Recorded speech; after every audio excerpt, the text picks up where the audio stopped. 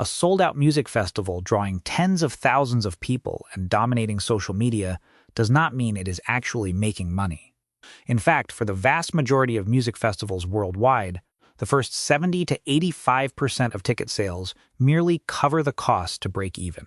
An event operating at 80% capacity can still be on the brink of bankruptcy. The entire profit margin of a multi-million-dollar project often hinges on the final 15% of tickets sold, or it relies entirely on the volume of beer and food consumed by attendees over a few short days. Despite the glamorous facade of flashing lights and headline artists, the music festival business is one of the most brutal, high-risk, and low-margin economic models in the entertainment industry. Here is the economics of owning and operating a music festival. The music festival market is not uniform. It is divided into distinct segments based on infrastructure scale, cost structures, and revenue models.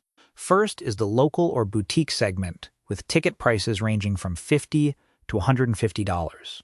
A real-world example is the Pitchfork Music Festival in Chicago. This segment leverages existing city infrastructure, like public parks, to minimize costs. They focus on a niche music genre. Because they lack the massive budgets to hire global superstars, their core value lies in creating a local cultural space. Profitability depends heavily on local government grants, domestic brand sponsorships, and revenue-sharing agreements with local food trucks. Next is the destination and camping segment, priced between $250 and $400, excluding camping and parking fees. A prime example is the Bonnaroo Music and Arts Festival in Tennessee. The defining feature here is that attendees arrive and stay for multiple days. The event usually takes place in greenfield sites far from city centers. The economic model of this segment shifts from simple ticket sales to short-term hospitality real estate. Revenue skyrockets through selling campsites, overnight parking fees, premium sanitation upgrades, and most importantly, holding a strict monopoly on food and beverage supply for tens of thousands of people who have no other options for 3 to 4 days. Finally, there are the super festivals and global destinations. General admission ranges from $500 to $650, while VIP packages start at $100 to $200 and climb much higher. The Coachella Valley Music and Arts Festival in California perfectly represents this tier. This is no longer just a music event. It is a global commercial platform and tourist destination. Attendees fly in from other countries, heavily driving up local accommodation costs.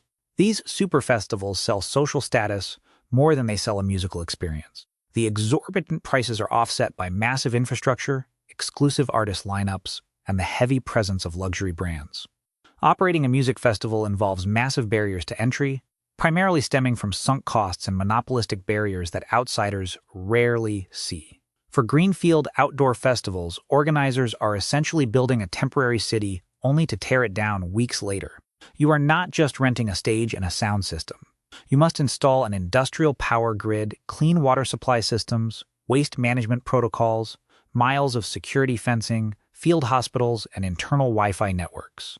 This hard infrastructure cost is a massive fixed expense, regardless of whether you sell 10,000 or 50,000 tickets.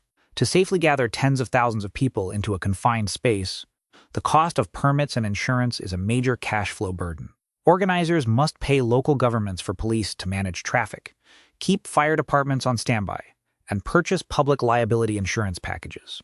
These premiums have exploded in recent years following crowd safety tragedies at major music events. The most aggressive monopolistic barrier in the industry is known as the radius clause. This is the ultimate weapon used by major festivals to crush competition. When a major festival signs an artist, they enforce a legal stipulation forbidding that artist from performing at, or even promoting, any other shows within a specific geographic radius and time frame. For example, an artist playing a super festival in Southern California might be barred from performing anywhere within a several hundred-mile radius for months. This ensures absolute exclusivity for the event, but suffocates smaller independent organizers because there are simply no headline artists left to book in the region. To understand how a festival actually turns a profit, consider this analogy. A music festival operates exactly like an exclusive shopping mall. The ticket price is merely the entry fee to walk through the doors, while the artists are the magnet used to generate foot traffic. According to industry metrics, Small-scale music events generally see net profit margins hovering between 5 and 10%. Larger, well-run festivals can achieve margins of 10 to 25%. The biggest paradox in this model is that the music itself is the largest expense, not the direct profit driver. The massive influx of cash from ticket sales is usually just enough to cover the artist booking fees and the structural infrastructure. True net profit is generated from three core pillars. First is food and beverage operations. This is the goldmine of the model. Once attendees are inside the gates, they become a captive market. Organizers hold absolute monopoly control over the supply. With a single beer priced at $15 or a fast food meal at $20, the profit margins on food and beverage are astronomical, directly offsetting the risks of ticket sales. Second is sponsorships and brand activations. Brands do not pay to place a lifeless logo on a banner. They pay for direct access to the attention of a young, affluent demographic in a state of high euphoria. A telecom or beverage brand might spend millions of dollars to build experiential brand activations inside the venue. Sponsorship money is pure revenue with virtually zero associated production costs for the festival. Third is the VIP ecosystem. Marginal profits increase exponentially with customer segments willing to pay premium rates. VIP tickets, air-conditioned glamping tents, and private viewing decks have relatively low setup costs compared to the general baseline, yet they can be sold for 3 to 5 times the price of a standard ticket. The operational complexity of a music festival lies entirely in cash flow management. This is a heavily front-loaded business model. Organizers must pay a 50 to 100% upfront deposit for major headline artists months before the event even takes place, while simultaneously paying advance fees to infrastructure contractors. This is where the break-even threshold becomes a matter of survival. Most events need to fill 70 to 85% of their capacity just to clear their basic bills. To solve this cash flow puzzle, organizers deploy tiered pricing models. They sell early bird tickets at the lowest price point before a single artist is even announced. This immediate influx of cash does not yield high profits, but it functions as an interest-free loan. It allows organizers to cycle cash to pay artist deposits, reducing their reliance on expensive bank loans. Inside the event grounds, every single floor plan is optimized for an internal metric known as the per capita yield, or per cap. This is the exact dollar amount extracted from each attendee per day. Every spatial design is highly strategic. Foot traffic is routed so attendees are physically forced to walk past merchandise tents or beer gardens when moving between stages. Traffic bottlenecks are intentionally designed near rest areas to increase dwell time in front of food vendors. Service speed at the bar is calculated down to the second, because any time a customer spends standing in line is time that cash flow is stagnating. Fire Festival in 2017 stands as the ultimate example of what happens when the basic economic principles of greenfield logistics are ignored. The root cause of the failure was that Billy McFarland priced and sold the event like a luxury resort vacation, but allocated capital like a social media marketing campaign. They spent millions hiring supermodels and influencers to promote the event on Instagram, generating impressive pre-sale ticket revenue.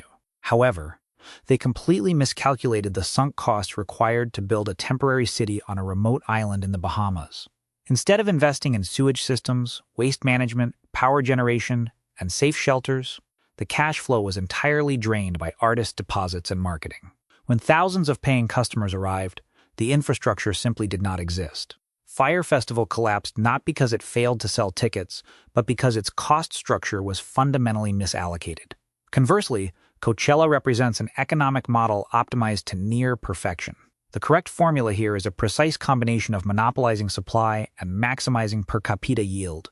Their success is driven by 3 factors. First, they enforce a draconian radius clause, ensuring that North American consumers must buy a Coachella ticket if they want to see these specific artists perform in the spring. Second, flawless segmentation. They offer standard admission to maintain massive crowd density, while simultaneously building a complete VIP ecosystem featuring private parking, Michelin-star pop-up restaurants, and high-end safari lodging packages. Third, they transform the event into a brand destination. Major brands willingly pay massive sponsorship fees to be present. This sponsorship money and food and beverage revenue completely offset operational risks, pushing the event's profit margins far above the industry average. To clearly see how the money moves, here are two calculation scenarios using highly realistic projected numbers. Scenario 1 is a small-scale niche music festival, a one-day event with 5,000 attendees. The capital investment is $400,000.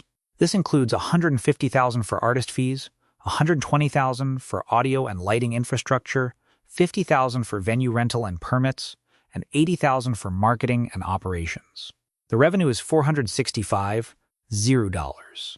This comes from 5,000 tickets sold at an average of $65, local sponsorships adding $40,000, and shared revenue from food, beverage, and merchandise bringing in $100,000. The net profit is $65,000, resulting in a net profit margin of approximately 14%. The payback period is several weeks after the event concludes and all contractors are settled. This scenario carries high risk because cash flow is strictly tied to ticket volume. A simple rainstorm reducing walk-up sales by 1,000 tickets would immediately push the project into a deficit. Scenario 2 is an optimized mid-tier festival, a 3-day camping event with 30,000 attendees. The capital investment is $5.5 million. This covers large-scale camping infrastructure, famous headlining artists, multi-layered security, insurance, and staffing. The revenue is $6.9 million.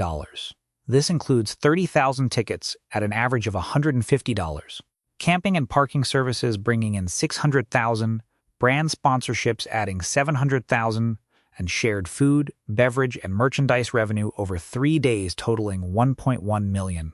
The net profit is $1.4 million, resulting in a net profit margin of approximately 20%. The payback period is incredibly fast, as cash flow turns positive months before the event due to early bird ticket strategies, allowing organizers to use customer money to fund the production itself. The economics of owning a music festival is ultimately an equation of cash flow management and short-term real estate optimization, where the music merely acts as the catalyst.